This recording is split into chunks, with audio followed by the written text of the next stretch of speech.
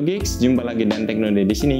Dan kali ini kita akan membahas sebuah TWS ya, yang bernama Earpump TWS Pro One. Nah, Earpump TWS Pro One ini dibanderol dengan harga di bawah 200 ribuan, yaitu sekitar 190 ribuan. Nah, kemudian gimana sih kualitas TWS yang range harganya di bawah 200 ribuan? Apakah masih worth untuk dibeli? Mari kita review bareng-bareng, tapi kita akan lakukan unboxing terlebih dahulu.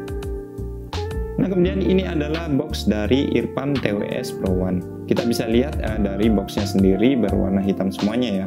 Ukurannya tidak terlalu besar, dan ketika kita buka seperti ini di bagian sampingnya, ini magnetik ya.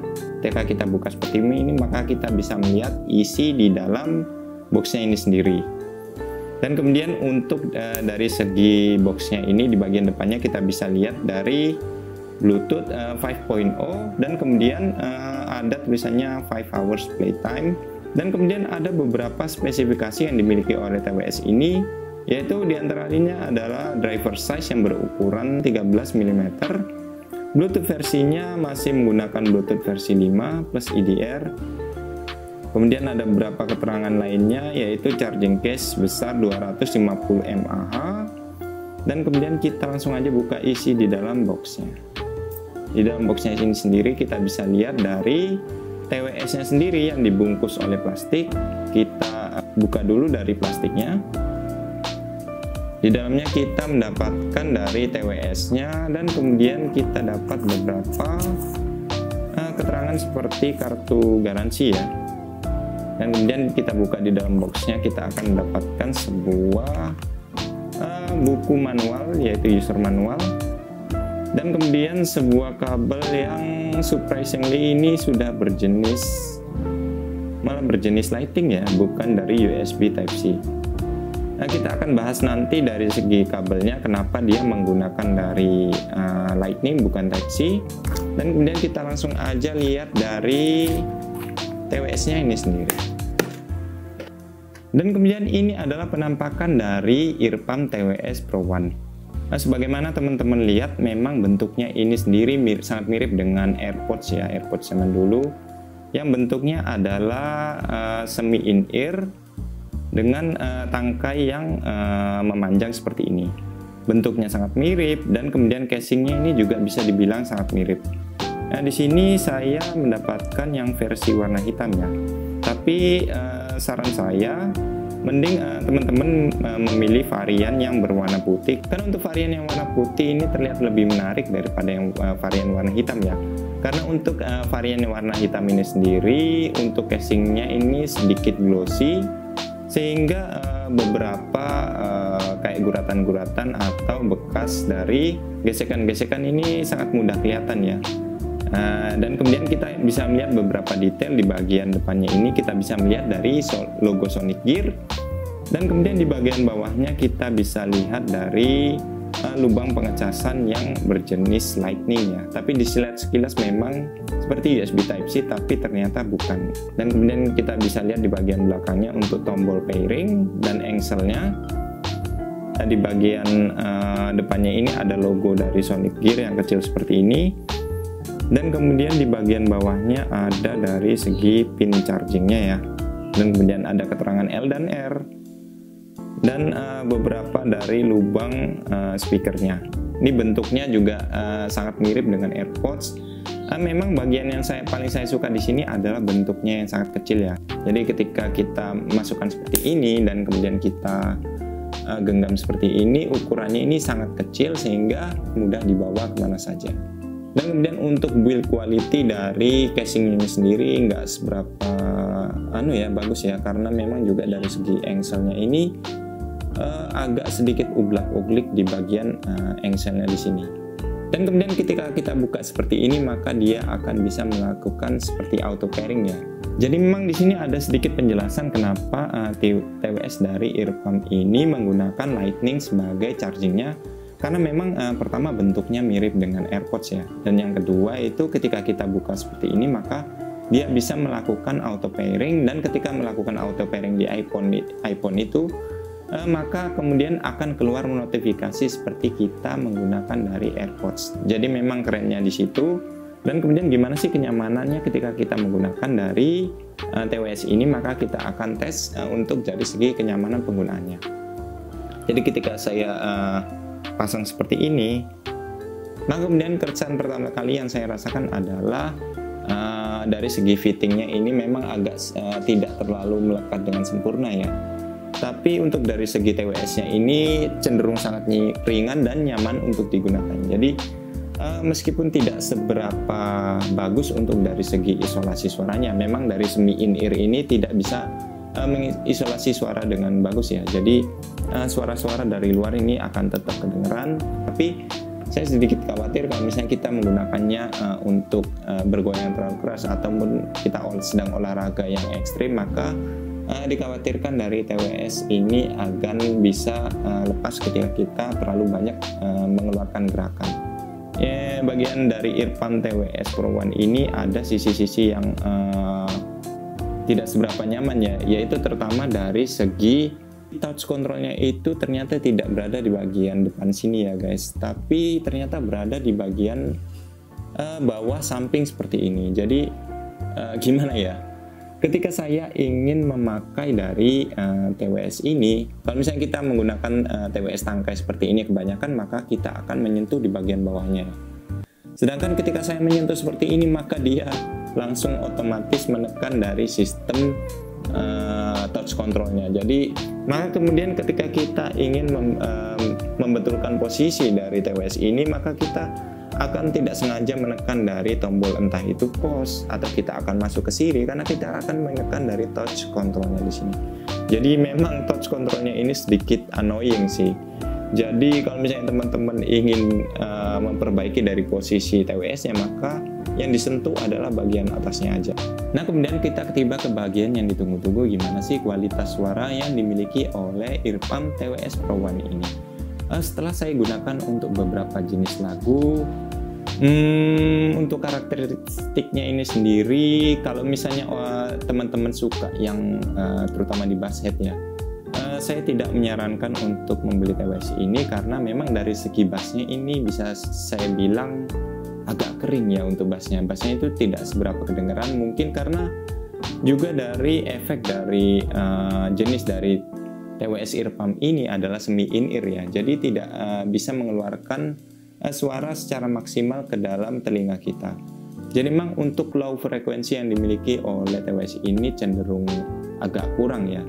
Tapi hal ini diimbangi dengan suara dari mid-nya yang cenderung bagus ya. Jadi untuk beberapa jenis vokal itu terdengar dengan jernih dan bagus. Dan untuk clarity-nya ini sendiri saya suka ya untuk dari TWS Earpump Pro ini. Tapi overall untuk pemakaian musik-musik yang ringan itu saya masih enjoy ya untuk mendengarkan beberapa jenis lagu.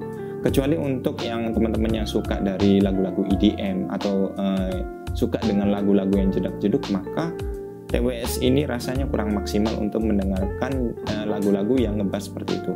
Jadi memang untuk TWS ini ditujukan untuk beberapa musik-musik yang ringan, terutama juga di musik-musik akustik, karena dari mid-nya ini sendiri untuk clarity-nya bisa dibilang sangat bagus.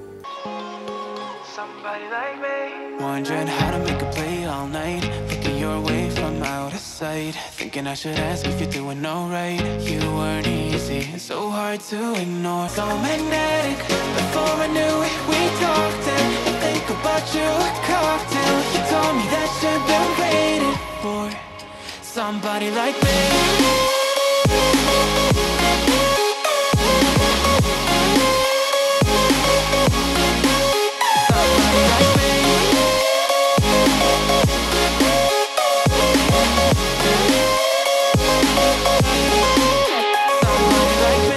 Nah, beberapa teman-teman pasti penasaran nih, gimana dengan delay yang dimiliki oleh earpump TWS Pro One ini.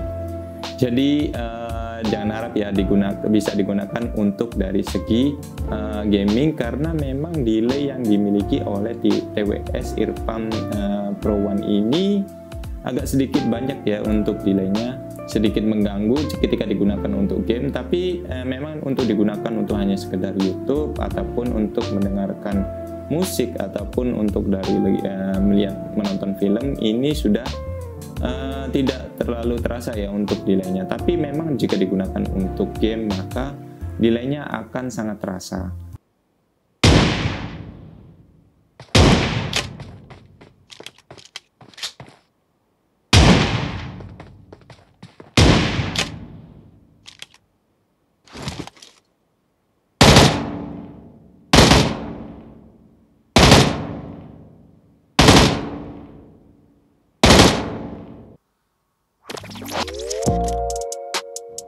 So, the Pixel Buds A series, the cheapest ones right now, cost $69. Nice. But the old retired 2020 Pixel Buds, before they stopped being sold, were $179. And I really like them. I reviewed them. I thought they were nice, but they did lack active noise cancellation. And so they sort of fell a tiny step behind the most premium, best wireless earbuds that were out. Dan kemudian kita tiba kepada kualitas mikrofon yang dimiliki oleh Earpam TWS Pro One ini. Gimana sih dengan kualitas mic-nya? Nah, ketika saya tes dengan menggunakan beberapa dari aplikasi-aplikasi meeting seperti Zoom dan kemudian Google Meet, dan kemudian saya coba untuk calling beberapa teman, maka komentar saya adalah dari segi mic-nya ini sendiri cenderung memang agak mendem ya. Ada beberapa yang saya notice di sini, ternyata untuk dari segi noise cancellingnya ini lumayan bagus ya ternyata. Contoh sampelnya adalah sebagai berikut. Halo, cek 1, 2, 3. Ini adalah hasil perekaman mikrofon dari TWS Earpam TWS Pro One. Tadi sebelumnya saya sudah lakukan pengecekan dan memang saya rasa untuk suara yang dihasilkan ini agak cenderung mendem ya untuk hasil suara dari mikrofonnya. Di sini ada sedikit fitur dari noise environment cancellation ya, dimana nanti ada noise di sekitar itu bisa diminimalisir dengan adanya teknologi dari ANC tersebut. Sekarang kita coba penggunaan dari mikrofon ini dengan menggunakan dari suara ambient noise ya. Saya coba putar dari ambient noise-nya. Dan di belakang sudah ada suara dari ambient noise. Dan kemudian ini adalah hasil mikrofonnya dengan suara ambient noise. Menurut teman-teman gimana dengan hasil suaranya? Apakah masih jelas atau enggak? Silakan komentar di kolom deskripsi. Nah, kemudian untuk beberapa detail lainnya adalah selain drivernya yang bisa dibilang lumayan besar ya. Di sini untuk dari segi waktu penggunaannya ini ternyata meskipun yang di sini diklaim sekitar 5 jam untuk penggunaannya di angka 50%, tapi memang efeknya ternyata saya juga nggak tahu dari segi penggunaannya selama ini. Maka waktu efektif yang digunakan untuk dari segi penggunaannya untuk sekali kita memakainya dari TWS ini adalah sekitar hanya 2 jam saja ternyata. Dan kemudian dari segi Bluetooth-nya ini sudah menggunakan dari Bluetooth 5.0 ya. Tapi yang saya komentari di sini juga dari segi sinyalnya yang ternyata tidak seberapa kuat. Jadi ketika saya menggunakannya dalam jarak sekitar 10 meteran itu sudah mulai agak putus-putus ya. Apalagi ketika TWS ini memiliki halangan di depannya, maka dikhawatirkan dari sinyalnya ini bisa sedikit putus-putus. Jadi apakah TWS dari Earpam TWS Pro One ini worth untuk dibeli? Jawabannya saya lebih ke arah tergantung ya. Kalau misalnya teman-teman mencari TWS yang untuk gaming ataupun untuk mendengarkan musik dengan baik, maka TWS ini kurang cocok ya untuk hal-hal seperti itu.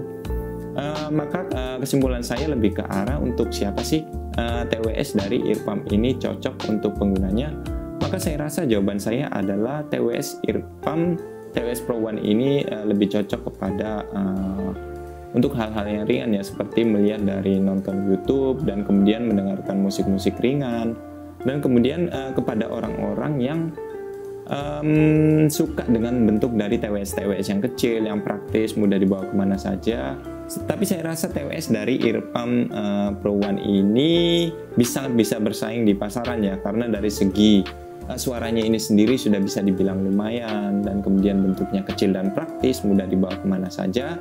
Ini pasti punya pasar tersendiri ya, karena bagi beberapa orang yang suka atau ingin memiliki TWS yang mirip dengan AirPods, maka bisa membeli dari TWS earpump ini yang sangat mirip dengan AirPods ya.